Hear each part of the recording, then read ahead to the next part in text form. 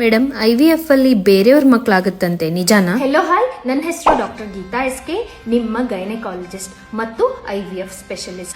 IVF ಅಲ್ಲಿ ಬೇರೆಯವ್ರ ಮಕ್ಕಳನ್ನ ನಮಗೆ ಮಾಡಿಕೊಡ್ತಾರೆ ಅನ್ನೋದು ದೊಡ್ಡ ತಪ್ಪು ಕಲ್ಪನೆ. ಯಾವಾಗಲೂ ಡಾಕ್ಟರ್ಸ್ IVF ಮಾಡ್ತಿರ್ಬೇಕಾದ್ರೆ ಹಸ್ಬೆಂಡೇ ವೀರ್ಯಾಣು ತಗೋತಾರೆ, ವೈಫ್ದೇ ಅಂಡಾಣು ತಗೊಂಡು ಲ್ಯಾಬ್ ಅಲ್ಲಿ ಮಗುವನ್ನ ಮಾಡ್ತಾರೆ.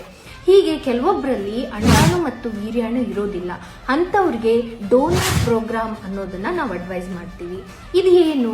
ಬೇರೆಯವರ ಅಂಡಾಣು ಅಥವಾ ವೀರ್ಯಾಣುನ ನಾವು ತಗೊಂಡ್ಬಿಟ್ಟು ಫರ್ಟಿಲೈಸೇಷನ್ ಮಾಡಿ ಗರ್ಭಕೋಶಕ್ಕೆ ಹಾಕ್ತೀವಿ.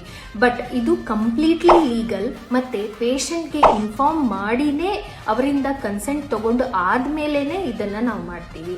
It is very highly regulated concept. Donor program ಕೆಲವೊಂದು ಹಾಸ್ಪಿಟಲ್ಸ್ ಅಲ್ಲಿ ಮಾತ್ರ ಅವೈಲೇಬಲ್ ಇದೆ. I hope this help you. Follow for more.